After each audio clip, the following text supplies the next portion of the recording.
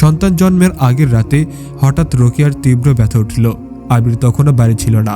রোকেয়া নিজেই অ্যাম্বুলেন্স ডেকে হাসপাতালে গেল। সেই রাতে ভোরের আলো ফুটতেই রোকেয়া জন্ম দিল এক অপূর্ব শান্ত চোখের কন্যা সন্তান। তার ছোট্ট আঙ্গুলগুলো যখন রোকেয়ার আঙ্গুল শক্ত করে ধরল, তখন রোকেয়া অঝরে কেঁদে ফেলল, ভালোবাসায়, আনন্দে এবং বেদনায়।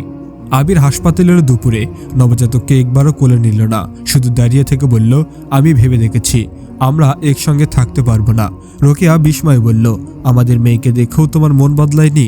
আবির নির্লিপ্তভাবে বলল, মা সিদ্ধান্ত নিয়েছে এই সন্তানকে তারা গ্রহণ করবে না, আর আমি কারো বিরুদ্ধে যেতে পারি না।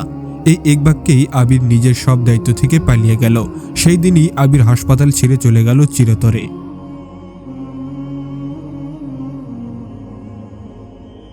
সেদিন সন্ধ্যায় রোকেয়া প্রথমে বুঝতে পারল তাদের সংসারের ভেতরে কোনো অদৃশ্য ফাটল তৈরি হচ্ছে।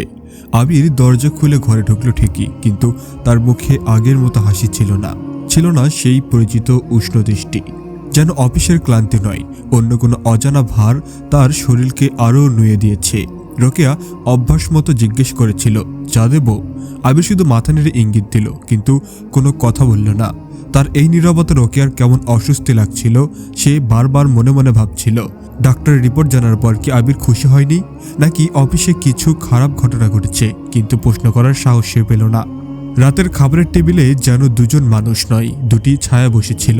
চারপাশে নিস্তব্ধতার একটি অদৃশ্য পর্দা টানানো ছিল। আবির ভাত তুলছিল ঠিকই, কিন্তু তার মন যেন অন্য কোথাও। রোকেয়া আর সহ্য করতে না পেরে অবশেষে জিজ্ঞেস করল, কিছু হয়েছে? আবির প্রথমে কোনো উত্তর দিল না, তারপর দীর্ঘ একটা নিঃশ্বাস ফেলে বলল, রোকেয়া, আজ মা একটা কথা বলেছে। তারা বলেছে আমাদের মেয়ে সন্তান হলে তারা মেনে নেবে না। কথাগুলো এত সহজ, এত সাধারণভাবে উচ্চারিত হলো যেন আবির শুধু আবহাওয়ার খবর বলছে। কিন্তু সেই মুহূর্তে রোকেয়ার বুকের ভিতরে একটা বড় শব্দে কিছু যেন ভেঙে গেল। গর্ভের সন্তান যে এখনো জন্মায়নি, সেই নাকি পরিবারের কাছে বোঝা হয়ে গেল। সে তো সবসময় ভেবেছিল তার স্বামী আধুনিক, শিক্ষা দীক্ষা পাওয়া মানুষ। সে তো বলতো সন্তান আল্লাহর দান, ছেলে মেয়ে বলে কিছু নেই। তবু আজ কেন সে এমন কথা বলছে? রোকেয়া কাঁপা গলায় বলল, তুমি খুশি নও? আবির থালা নামিয়ে রেখে বলল, খুশির বিষয় নয়, বাস্তবতা। মা বলেছে বংশ এগোবে না মেয়ে হলে। সমাজেও তো কত কথা শুনতে হয়, তুমিও জানো। রোকেয়া বিশ্বাস করতে পারছিল না যে মানুষটা প্রতিদিন তাকে আলিঙ্গন করে বলতো তুমি আমার সুখ, আজ সেই মানুষটা কি সন্তানের লিঙ্গ দেখে তার মনোভাব বদলে ফেলল। রোকেয়ার চোখ ভিজে উঠল। সে চুপ করে নিজের রুমে চলে গেল। আবির তাকে থামালো না। সেই রাতেই রোকেয়া বুঝল তার সংসার নামের কাঠামোটা আসলে কত নড়বড়ে। গর্ভের সন্তানটি মেয়ে বলেই এত অস্থিরতা। আল্লাহ কি লিঙ্গ দেখে দান করেন? পরদিন সকালে শাশুড়ির ফোন এলো। রোকেয়া শুনতে পেল ওপাশ থেকে শাশুড়ির গলা খসখসে, কঠিন। আবির, আমি তোকে পরিষ্কার বললাম, আমাদের বাড়িতে মেয়ের কোনো মানে নেই। মেয়েকে বড় করবে কে? কি দেবে?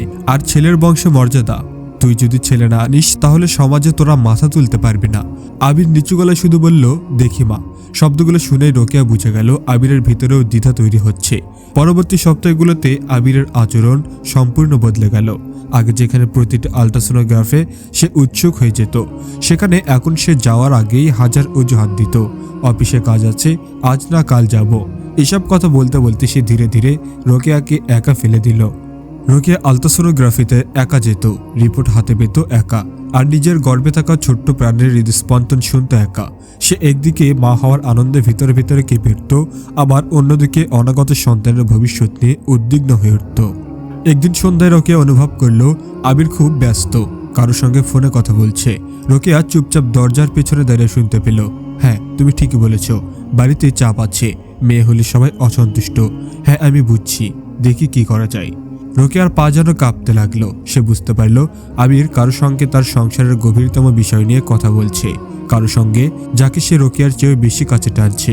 রোকেয়া সন্দেহ করতে চাইল না, কিন্তু সত্যিটা খুবই কষ্টদায়ক। আবির কি অন্য কারোর সাথে সম্পর্ক করছে, নাকি আবেগগতভাবে অন্য কারো প্রতি ঝুঁকে পড়ছে?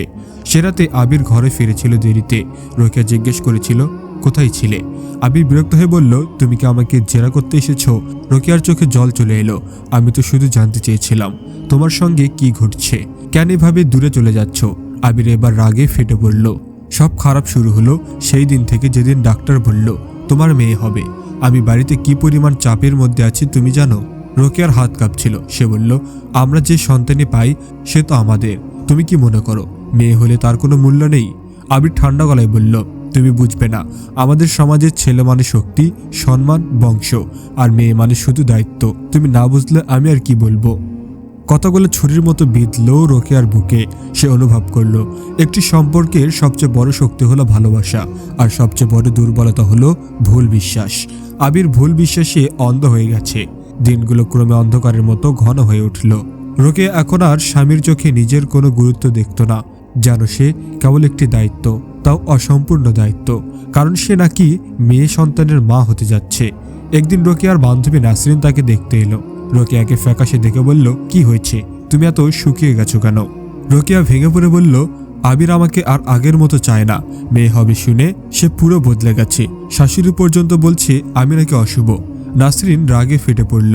মেয়ের কি দোষ? এই সমাজ কখন যে বদলাবে। ছেলে মেয়েকে আলাদা করে দেখে যারা, তাদের মনে অন্ধ। কিন্তু সমাজের চোখ তো আর বদলায় না এত সহজে। গর্ভের 7ম মাসে হঠাৎ একদিন আবির বাড়িতে ফোনে কারোর সঙ্গে তর্ক করছিল। রোকেয়া অজান্তেই শুনে ফেলল। হ্যাঁ, তুমি ঠিকই বলেছ। সংসার যদি ঠিক না থাকে তাহলে আলাদা হওয়া ছাড়া উপায় নেই। আমি আর এভাবে বাধা পড়ে থাকতে চাই না। রোকেয়ার মাথা ঘুরে উঠল। আবির কি বিচ্ছেদের কথা বলছে? সেদিন রাতে রোকেয়ার আবিরকে থামিয়ে বলল, তুমি কি সত্যি আলাদা হওয়ার কথা ভাবছো? আবির চোখে চোখ রাখল না। হয়তো বিষয়টা বোঝার চেষ্টা করো, আমি এত চাপ নিতে পারছি না। রোকেয়ার হৃদয় ভেঙে চুরমার হয়ে গেল। সে বলল, আমার দোষ কি? আমি কি ইচ্ছা করে মেয়ে সন্তান নিচ্ছি? সন্তান তো আল্লাহর দান। আবির নিমিষে বলল, হয়তো আল্লাহর ভুল দান করে ফেলেছেন এবার। এই কথাটি শুনে রোকেয়ার পা থেকে যেন মাটি সরে গেল। সে চেয়ারে বসেই কেঁদে ফেলল। এমন অন্যায়, এমন অবমাননা সে কখনো কল্পনাও করেনি। গর্ভের শেষ মাসে আবির বাড়িতে আরো কম সময় কাটাতে শুরু করলো। কখনো ফোনে কথা বলতো ফিসফিসিয়ে, কখনো আবার বাইরে বেরিয়ে যেত অজানা কোনো উদ্দেশ্যে। রোকেয়া বুঝে ফেলল আবিরের জীবন কেউ একজন আছে। মেয়ে সন্তানকে মেনে নিতে না পারা মানেই নয় তার অন্য কারো কাছে আশ্রয় নেওয়া। কিন্তু আবির তাই করছে। রোকেয়া প্রমাণ করতে চায়নি, কিন্তু সত্যি ছিল স্পষ্ট। সন্তান জন্মের আগের রাতে হঠাৎ রোকেয়ার তীব্র ব্যথা উঠল। আবির তখনও বাড়ি ছিল না। রোকেয়া নিজেই অ্যাম্বুলেন্স ডেকে হাসপাতালে গেল। সেই রাতে ভোরের আলো ফুটতেই রোকেয়া জন্ম দিল এক অপূর্ব শান্ত চোখের কন্যা সন্তান। তার ছোট্ট আঙ্গুলগুলো যখন রোকেয়ার আঙ্গুল শক্ত করে ধরল, তখন রোকেয়া অঝরে কেঁদে ফেলল, ভালোবাসায়, আনন্দে এবং বেদনায়। আবির হাসপাতালের দুপুরে নবজাতককে একবারও কোলে নিল না। শুধু দাঁড়িয়ে থেকে বলল, আমি ভেবে দেখেছি আমরা একসঙ্গে থাকতে পারবো না। রোকেয়া বিস্ময়ে বলল, আমাদের মেয়েকে দেখেও তোমার মন বদলায়নি? আবির নির্লিপ্তভাবে বলল, মা সিদ্ধান্ত নিয়েছে এই সন্তানকে তারা গ্রহণ করবে না, আর আমি কারো বিরুদ্ধে যেতে পারি না। এই এক বাক্যেই আবির নিজের সব দায়িত্ব থেকে পালিয়ে গেল। সেই দিনই আবির হাসপাতাল ছেড়ে চলে গেল চিরতরে। রোকেয়া মেয়েকে বুকে এনে শপথ করল, আমি আমার মেয়েকে তোমাদের থেকে অনেক ভালোভাবে বড় করব। তাকে শেখাবো তার জন্ম কোনো ভুল ছিল না, ভুল ছিল তোমাদের চিন্তাই। বছর কেটে গেল। রোকেয়া চাকরি করলো, সংগ্রাম করলো, কাঁদলো, আবার উঠে দাঁড়ালো। তার মেয়েটি বড় হতে লাগলো, স্মার্ট, ভদ্র, মেধাবী। একদিন স্কুলে পুরস্কার বিতরণ অনুষ্ঠানে রোকেয়ার মেয়ে প্রথম হয়ে মঞ্চে উঠল।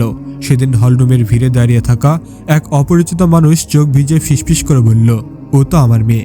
আবির ছিল সে, কিন্তু রোকেয়া তার দিকে তাকালো না, তার মেয়েও না। কারণ রক্ত দিয়ে বাবা হওয়া যায়, কিন্তু মনের অভাবে কখনো বাবা হওয়া যায় না।